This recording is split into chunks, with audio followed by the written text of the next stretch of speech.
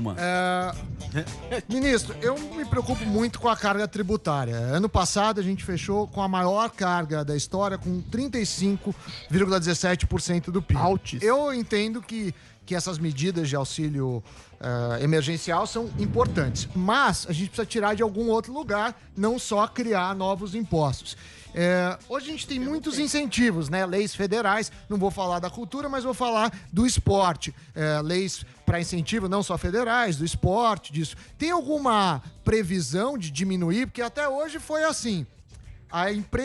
Muitas empresas também que não são eficientes, o governo vai lá e dá uma ajuda para deixá-las competitivas. Não estou falando da gestão propriamente do Bolsonaro, mas um problema histórico. Como que você vê esse equilíbrio, né? Porque claro que é legal aumentar auxílio, diminuir a pobreza, mas de onde virá o dinheiro? Espero que não seja da carga tributária, que já bateu o recorde no ano passado. Eu perguntei isso, mas tudo bem. Bom, primeiro te dizer que eu concordo integralmente com o teu raciocínio. Não tem nenhuma dúvida sobre muito obrigado. Isso. Se tu olhar, né, o programa de governo que nós fizemos, nós falamos exatamente disso. A gente tinha e tem uma verdadeira obsessão por eficiência, né? E quando nós tivemos na Casa Civil com a minha equipe, que hoje é brilhantemente conduzida pelo general Braga Neto, o que ocorre? Nós estruturamos um centro de governo como é a exigência da OCDE, porque nós somos um candidato, né, à adesão à OCDE. Mas era muito importante para nós, né, para o Brasil, poder recolocar a casa em ordem. Então, quando eu falei aqui que nós digitalizamos 1.500 serviços, quando nós chegamos eram 150. A nossa herança recebida era uma herança terrível. A herança que o PT deixou é um negócio que vai levar décadas para a gente resolver, para o Brasil resolver. Eu vou dar um exemplo. Aqueles 18 bilhões de dólares que foram mandados para as republiquetas do mundo todo, aqui da América Latina, lá da África, por conta do Foro de São Paulo, o que aconteceu? Eu assinei, eu era chefe da Casa Civil, há uma junta de execução orçamentária, que quem, em última análise, assina é o ministro da Economia e o ministro-chefe da Casa Civil.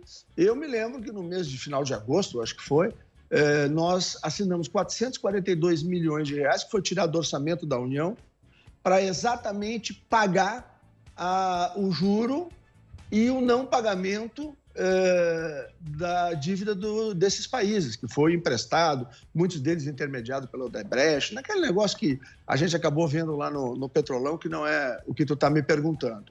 Mas, objetivamente, Sam, nós sempre trabalhamos, desde o início, com a simplificação da carga tributária, isso que o ministro Paulo Guedes vem perseguindo aí na reforma tributária.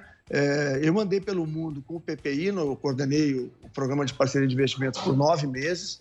É muito difícil tu explicar para um russo, para um chinês ou para um árabe ou para um europeu a carga tributária brasileira. É incompreensível para eles, ela é irracional, né? Então, por isso que eu digo que eu concordo contigo, tem toda a razão.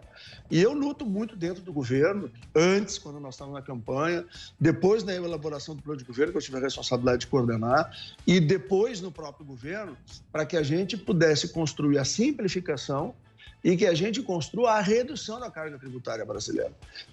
E eu usava sempre como símbolo, o presidente Bolsonaro também trabalha com essa frase, que é a seguinte, né? Fazer o governo dar um passo atrás para que o país possa dar muitos passos à frente. Quando nós fizemos a Lei da Liberdade Econômica, que eu acho um dos grandes avanços da história brasileira do ponto de vista de como o Estado brasileiro vê o cidadão, ou seja, pela primeira vez o cidadão tem razão, o cidadão tem liberdade diante do Estado.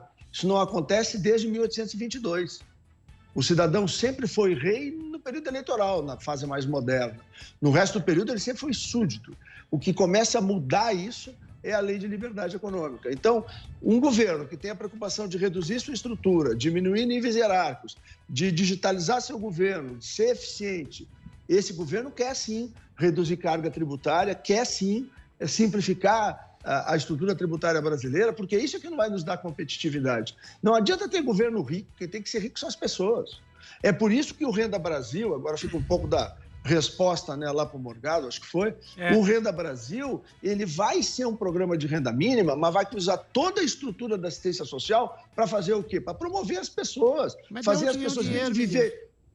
Do orçamento, tia. Ué? Mas o orçamento vem do bolso do contribuinte. A gente quer saber, vai ser criado um novo imposto? Você sabe o que acontece, Onyx? Você sabe não há necessidade. Por quê? Isso que eu quero saber. No ano passado, com as medidas... Vocês lembram como é que começou o ano passado? Com 123 bilhões de déficit. Terminou com menos de 90, gente. Quem fez isso? O governo Bolsonaro. Sim, porque racionalizou, porque economizou, porque não deixou roubar. Não deixou. Ou seja, nós começamos a transformar. Com a pandemia já era, menino. Nós começamos a transformar. Não, mas olha aqui, ó, o Brasil pode compensar isso com recursos estrangeiros. Já está buscando dinheiro no BID, já está buscando dinheiro no Banco Mundial. Vai se endividar. Ou seja, não, querido, mas a economia do Brasil ela é tão grande, ela é tão potente, que se tu joga isso ao longo do tempo, isso não significa nada. O que nós estamos fazendo?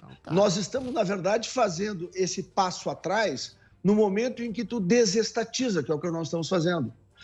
Tem uma coisa que ninguém está se dando conta. Quando nós assumimos o governo tinha 15% da sua malha ferroviária viável. Quando terminar esse governo, vai ser 35%. Ou seja, nós vamos licitar agora a Ferrogrão, que é uma ferrovia greenfield que sai do meio do Centro-Oeste, da região produtiva de grãos, e vai até lá o Amazonas. São 953 quilômetros que alguém que ganhar vai ter que investir 3,1 bilhões de dólares para fazer tudo isso. Vai ter uma concessão de 60 anos. Quando nós entramos no governo, a herança petista era tão ruim que nós não tínhamos nenhum candidato. No final do ano passado, e vocês vão ver no leilão agora, até o final do ano, árabes, chineses e russos vão se carnear para ter a condição de poder fazer essa ferrovia. Boa. Então, nós temos uma série de ações que estão sendo tomadas na infraestrutura brasileira, e quando eu entrei no PPI, nós tínhamos 8 ou 9 áreas. Hoje tem mais de 20. Ou seja, iluminação pública, tratamento de esgoto, se trabalha com a irrigação, ou seja, nós temos hoje um portfólio de investimentos, ninguém chega perto do Brasil, em amplitude e profundidade desse portfólio e recursos que nós vamos captar do mundo todo para ser investido no Brasil. Por isso que eu não tenho nenhum medo de dizer, nós vamos ter um bom Natal. Sim. Podem me cobrar, me chamem aqui aí no Pânico em dezembro. Se não der...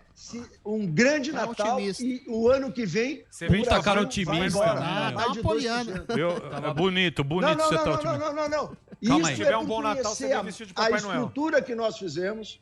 E olha aqui, ó, quem passa na Casa Civil, como eu passei, e depois vem para o finalístico, como eu estou hoje, tu tem uma visão da máquina federal, do próprio país e da potencialidade. Eu tive a condição de ver alemães, espanhóis, russos, americanos, canadenses, italianos, chineses, árabes, todos eles impressionados com o Brasil, dizendo que o Brasil é um fenômeno e que será o lugar do mundo. Anota aí, me cobra. O lugar país do futuro não, desde dos anos 40 que falam isso. Este ano. O Onyx. Não, mas aí eu posso enfrentar esse debate. Sabe por quê? Porque no ano passado, que já está se realizando esse ano, foram 500 bilhões de reais, sem royalties e sem impostos, de investimentos ao longo dos próximos 10 anos. Mas saiu um trilhão com a pandemia, Onyx. Então, assim, tem um déficit monstruoso. Tudo bem, eu concordo com o seu otimismo, mas a realidade hoje é crua.